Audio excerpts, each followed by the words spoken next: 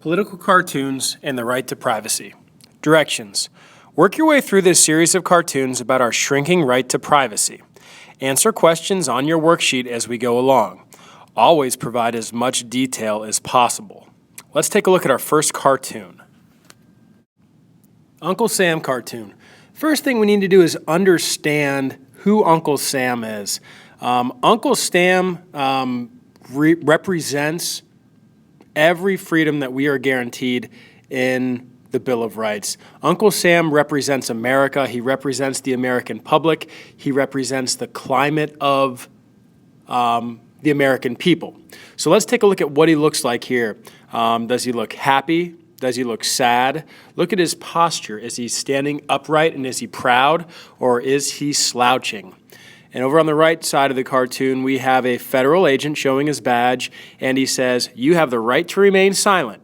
Anything you say on your cell phone or type on your computer or file with the IRS can be used against you." That's kind of going off a play on the Fifth Amendment, our Miranda rights, right to remain silent. But how does it differ? Let's take a look at the question. Uncle Sam cartoon question. Here we see Uncle Sam being interrogated by the FBI or a federal agent. As we read the caption, do you believe the author of the cartoon thinks our right to privacy is shrinking or expanding? Why or why not?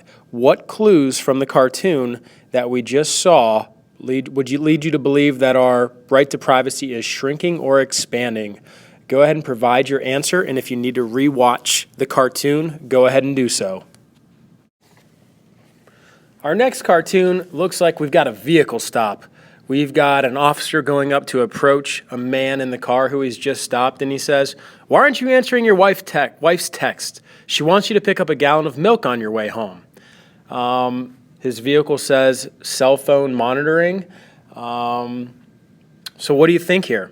Let's go ahead and look at the question, and we'll figure it out together. Vehicle stop question. The Fourth Amendment is interpreted to mean that we have the right to be secure in our homes and generally anywhere else in public. Does the author of the cartoon feel this way? Why or why not? So go ahead and look back to the cartoon and tell me what you think. Does he think that our Fourth Amendment rights are shrinking or expanding?